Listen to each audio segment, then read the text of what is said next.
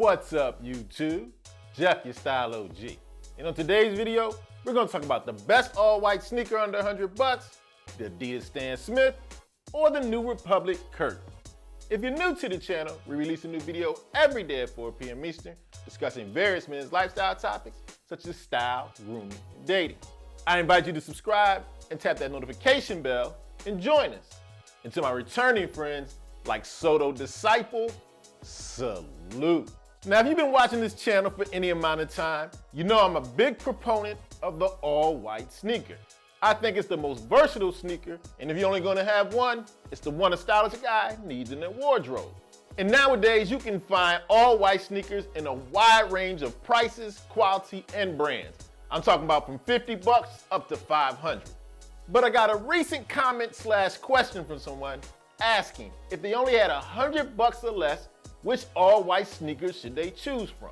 And I decided to choose between two that I've been wearing a lot this year. My classic standby Adidas Stan Smith and the new kid on the block, New Republic Kurt Leather by Mark McNary. What I'm gonna do in today's video, talk a little bit about the pros and cons of each, do some comparison and contrast, and select the one I think you should grab for under 100 bucks. So without further ado, let's get into the battle mano a mano for the best all-white sneaker under 100 bucks. We're gonna respect our elders and talk about the Adidas Stan Smith first. Now, of course, on this channel, I've probably worn my Stan Smiths more than any clothing item.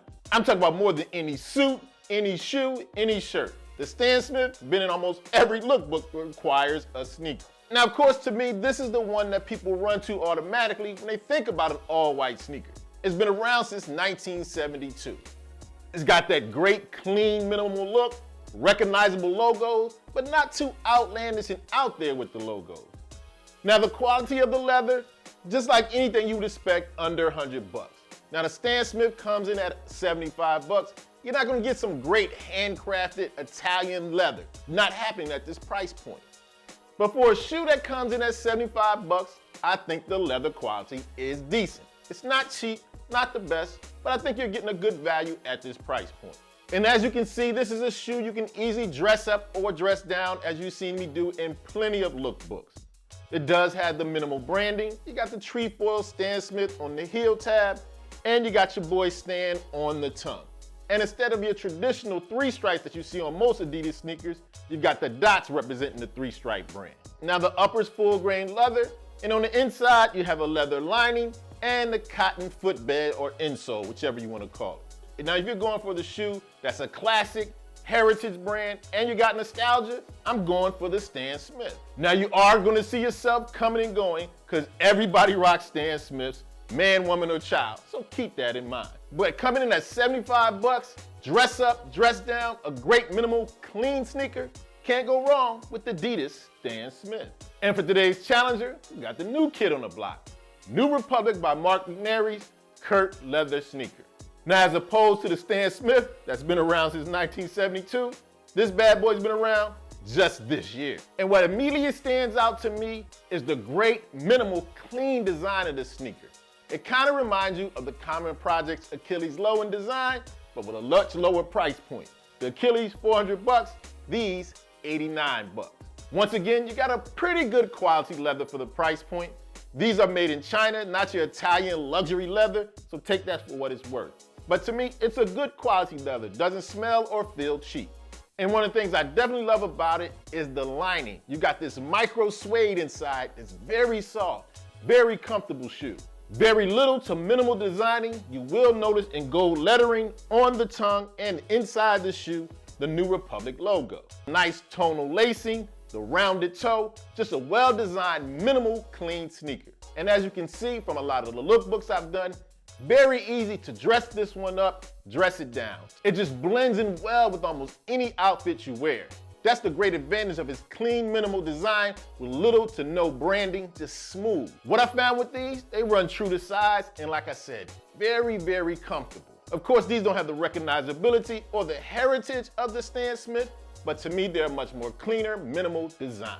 So now that we talked a little bit about each shoe, let's compare and talk about which one is better.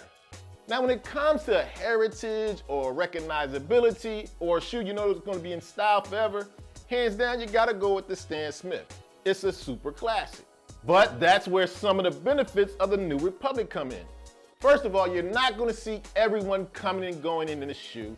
And with the lack of the branding and the pops of color, I think it blends in well and you can wear it more often without people noticing you're wearing it with a variety of outfits. However, I do like the sportiness of the Stan Smith and the pop of color that you find on the heel tab and the tongue.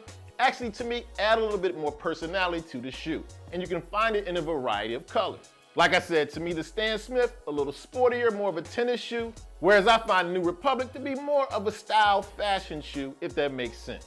Now, if I have to go out on a limb and pick one, it's a tough choice, to be honest with you. Love the Stan Smith. Maybe that's nostalgia talking. But to be honest, if I want to wear it with more variety of outfits and I want to be more style conscious, I'm gonna lean more towards the New Republic. On top of that, I find the New Republic to be a little bit more comfortable when I wear it. Like I said, this is a very tough call for me. And I kind of feel like I'm being blasphemous, but if I have to choose between one or the other and you only could have one, I'm gonna have to go with the New Republic Kurt. Okay, so there you have it. My rundown on the best all-white sneaker under $100. Let me know in the comment section which one you think is better, the Adidas Stan Smith or the New Republic Kurt. As always, I hope you enjoyed the video. If so, hit that like button. Helps the channel to grow. And of course, tap the notification bell so you don't miss any videos released every day at 4 p.m. Eastern. And I'll check you out tomorrow.